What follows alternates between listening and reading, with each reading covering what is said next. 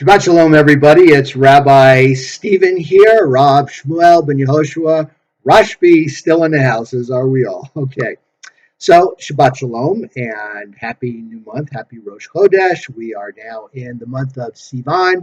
We are rapidly approaching Shavuot and the end of our counting of the Omer, and we will observe Shavuot, which observes Moses bringing us the Ten Commandments and all the rest of the commandments, as well as the spring harvest.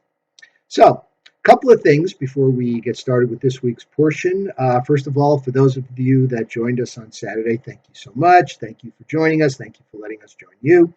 And hope you enjoyed the service. The replay will be available in case you want to look at it, maybe see some things that you find interesting. We're going to do it again. We're going to do it again this Friday night because Thursday evening, Erev is Erev Shavuot. Yes. And out here in the diaspora, it's 2 days. So Friday night, which is Erev Shabbat, would be the second day of Shavuot. And we're going to do a Shavuot, an Erev Shavuot slash Erev Shabbat service. So the service is a little different on Friday because there's no Kabbalat Shabbat. So we start the service, the Friday evening service, since it's also a festival that falls on Shabbat. We start that into the Kabbalat Shabbat with the Sabbath Psalm. We do that, and then we move right into the regular Ma'ariv service. What we're going to do too is Shavuot is one of the 4 times each year, the others being Yom Kippur, Pesach, and Sukkot, when we do Yizkor, which is where we remember our ancestors. We pay homage, we honor, that's the word, honor, are those that came before us. And what we're going to do is, as we'll start the service at 7, and since it's still daylight, it's really kind of still the mincha, the afternoon service, and we'll do, Yizkor then. And what I'll do is since the Yizkor format is pretty much the same for all relatives, we'll do that. We'll leave a space for you to insert, which relatives you want to honor, and then we'll continue. And then we'll do El Malei Rachamim, and then we'll go right into the service. Now, another thing too, excuse me. Instead of a sermon, for Shavuot, it's traditional to do an all-night Torah study, which, in this format, in this environment with the pandemic, may not be practical. So what we're going to do is, instead of a sermon, I've got a couple of questions posted on the forum on my website, www.modernrabbistephen.com, and Stevens with a PH.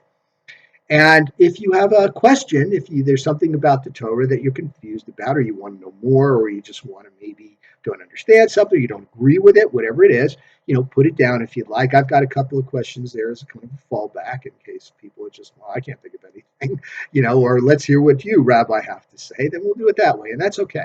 That's okay. I've got a couple of questions there. It'll be fun. It'll be interesting, and we'll do that instead of a sermon. That's how we'll honor Shavuot.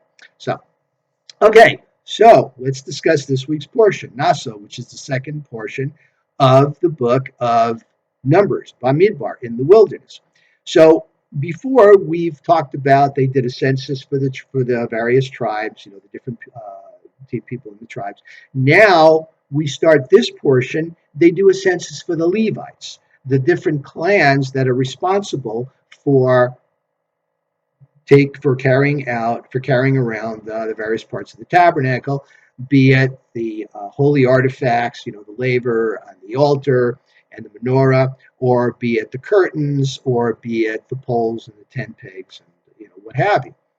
Then it talks about the various tribes and the dedication. Now it's really kind of interesting here, because if you look at this particular portion, and this, by the way, Naso is the longest portion in the whole Torah. And that's because it goes through various the census for the Levites. And then it talks about the dedication of the tabernacle. Now, if I use the word dedication, and this is a question that some of you may know, What minor festival do you think of that's the Hebrew word for dedication? And that word is Hanukkah. That's right. The word Hanukkah means dedication because the temple was destroyed. The second temple was destroyed by the Assyrians. And the Maccabees fought, and after a long battle, they put it back together and they rededicated the temple, and thus we come to the name Hanukkah. So we've got a dedication of sorts here. What with the tabernacle, all the tribes brought various gifts, and of course, they all brought the same gift. Now, each tribe for each day over a course of a period of 12 days. And since the Levites were not really involved in bringing any gifts because they're the ones that ministered to the temple, then we have the 12 tribes, and instead of the one tribe of Joseph, we have the two half tribes of Manasseh and Ephraim, and they all brought pretty much the same gifts, a bull, a ram, and a certain amount of silver, etc., and they did it over the course of 12 days. There really is no order. The order of the various tribes coming up and presenting their gifts really kind of seems random. Is there an intelligence to that? Is there an order to that? Probably yes. Probably yes. But at this point, maybe that's a little bit beyond our level of rationalizing or reasoning or introspection or just trying to figure out what it was. So each one of them brought the gifts. Now, what does this have to do with Hanukkah? Okay. During the holiday, during the festival of Hanukkah, this is what we read. Believe it or not, Hanukkah is a minor holiday. Nowhere in the Torah is it mentioned. It's mentioned a little bit in the Talmud in terms of as a holiday, and the menorah is mentioned, and the tractate of Shabbat.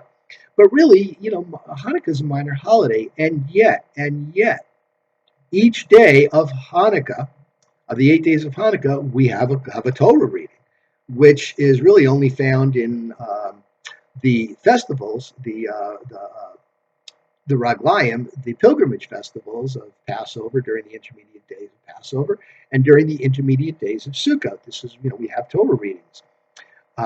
We also have a Hallel. We have a full Hallel. So it's interesting that this minor holiday, because it's a dedication of the synagogue, of the temple, this is important. So each one of these days, when the various tribes brought the gifts, this is the reading for Hanukkah, and this is the reading for Naso. Now, what do we glean from this? What do we glean from the fact that the tribes were so generous? Well, the moral of the story, as you could probably guess, is that as Jews, we should always be contributing to the upkeep of the synagogues. In the wilderness, if you notice, the half shekel was mandatory for everybody. Okay, rich or poor, whatever, you paid a half shekel for the upkeep. It wasn't that much, and that's what you did. So for other people, bringing sacrifices, bringing this dedication, you did what you can do. So it's almost a very socialistic type of a system, where everybody, is equal, but then, each according to his need, each, based on their capacity. So the point is that the Israelites were so happy. They loved the idea of having this tabernacle. This is where God's presence, his physical presence, would be. So they all wanted to be generous, and they all wanted to give. So this is interesting in contrast to what's going to happen, because we're going to start seeing some rebellions. So the contrast, and we see this too in our daily lives, and I don't want to get political about this, but rather, we all have in our heart, we all love being Jewish, and we all want to honor our religion, we all want to honor our ancestors, and we all have different ways of showing it. See, but nevertheless, the moral of the story here is that the temple was the center of life. Notice that in the last portion, when the tribes would muster around the tabernacle, and between them and the tabernacle were the Levite clans, it's the center of our life. It's the center of our universe. There's a physical and there's a spiritual element. The physical element is because we're physical people, we need a physical place. Now, it doesn't mean that we're worshiping at these altars, and that's why there's only one altar in the temple, see? But it's a physical place to express our spirituality, and we must not lose sight of that in the observance is what hones in, is what sets in the spirituality. Why is Judaism so replete with halacha? Why are there so many commandments, so many things to do? To keep you focused. Now, one of the reasons I, as a rabbi, don't focus so much on it is because I know that there's kind of a gap there. I think we've lost our spirituality over the years, and this is one way to reinvigorate that spirituality, right? So when you're thinking of the synagogue, think of this rededication. Think of the fact that it's the center of our life, and without our local synagogues, what are we? We're just a group of people. We're just a culture, and there's so much more to Judaism that we want to. So that's kind of like my message for the week. Again, an early Shabbat Shalom. Hope to see you Friday. I'll be sending out the links. It's Facebook and YouTube, and we'll do our service. And one of these days, pretty soon, hopefully, we'll get back together. Carefully, we'll come back together and observe together in person. Shabbat Shalom, and thank you again for listening.